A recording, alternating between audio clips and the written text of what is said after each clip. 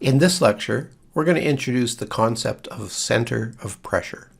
Now, we're going to come back to that phrase, center of pressure, in a little while, but what I want to do to introduce the concept of center of pressure is look at three different ways of representing the effect of the fluid on the surface. So we have a little bit of a simpler situation to look at here to illustrate this, rather than that strange curved surface that I used to develop the force and moment equations. The situation we're looking at here is just a flat surface. So we have a fluid over here that is pushing from left to right on that surface. So it's a flat vertical surface. I've set up a coordinate system here. The coordinate system has its origin at the top of this surface, and Z is pointing down along the surface, and X is perpendicular to that, pointing off to the right. So we're going to look at three equivalent ways of representing the effect of this fluid, which is on the left, on the surface. Well, the first way that we could do this is with the actual distributed force. So if we were to look at the way the pressure varies along this surface, we could represent that as a distributed force, and it would look something like this. So pressure is a function of Z, and as we go down deeper and deeper into this fluid, the pressure increases. So that assumes that in this scenario here, our G vector is pointing downwards like this. So just a stagnant pool of water on the left side here. So pressure would increase linearly with Z, assuming that the density of this fluid is constant and the acceleration due to gravity is assumed constant.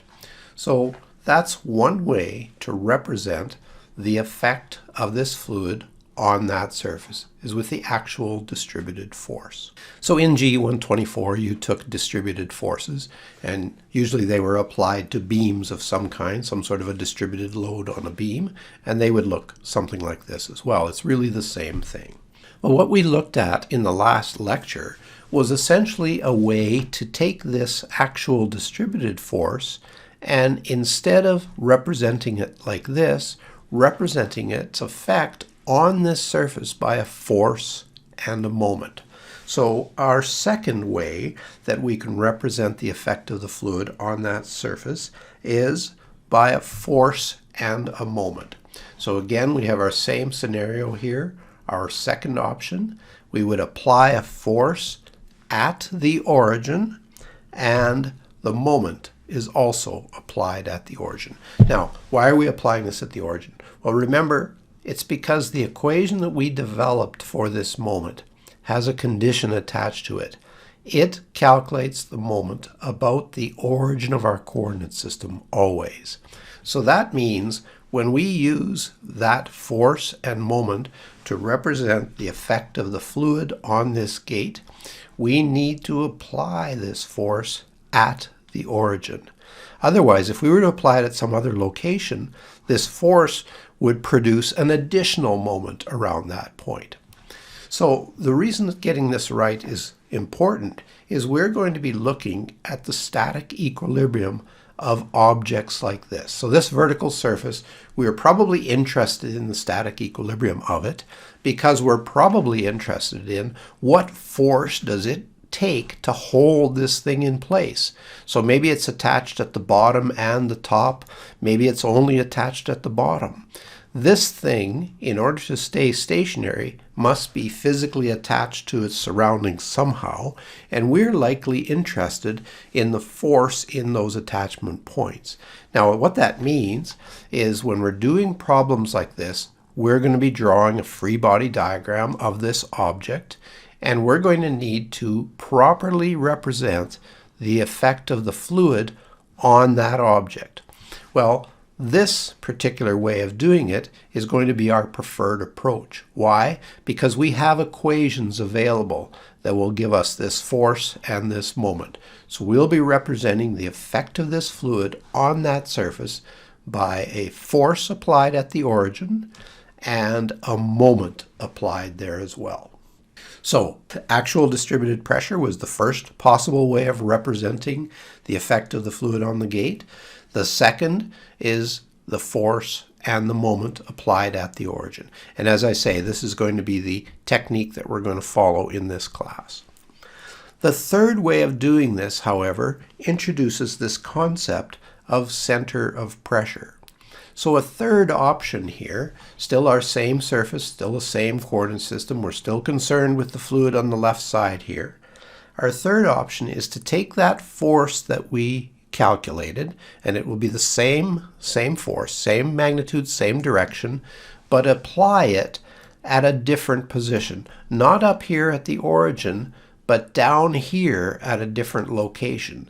And that location where we would need to apply that force is called the center of pressure. Here I've denoted it as ZCP, center of pressure, because it's in the Z direction. So to define where the center of pressure is, we would be looking for this distance. Now, notice when I apply that force at the center of pressure, I do not also apply the moment, okay? That moment is not applied. Why? Because this force is now acting at a distance from the origin. So this force is now producing a moment around that point. How big is that moment? Well, that moment, this force multiplied by this Z center of pressure, is the moment that we would have calculated using our moment expression a while ago. So this is our third way of representing the effect of the fluid on the gate.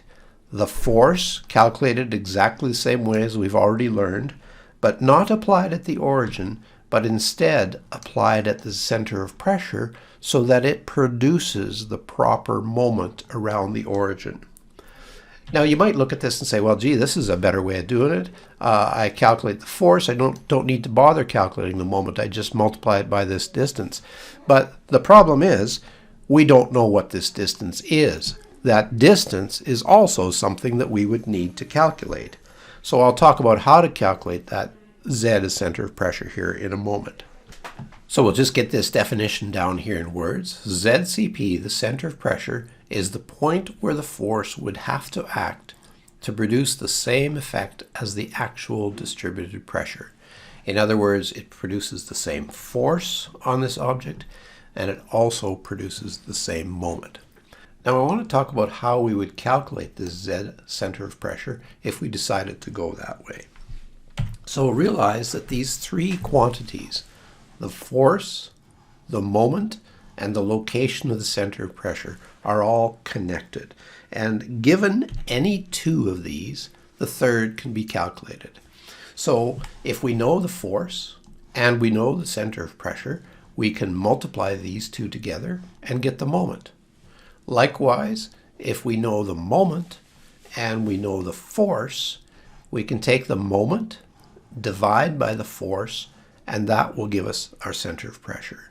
And that's the approach we're going to use in this course. Calculating the center of pressure, the only really general bulletproof way to do it is to calculate the moment using the equation that we developed, which is completely general, will always work. Develop the force using the equations that we developed, will always work. Take the moment, divide by the force, and you get the center of pressure. So that's the approach that we're going to take in this course. Use the equations that we've developed to get the force and the moment, and use these to calculate the center of pressure. So this has been a little discussion of the connection between force, moment, and center of pressure. We're going to take a look at a few examples that connect all of these things together now, and then when we come back to lecture material, we'll be looking at buoyancy. So we'll see you then. Thanks for watching.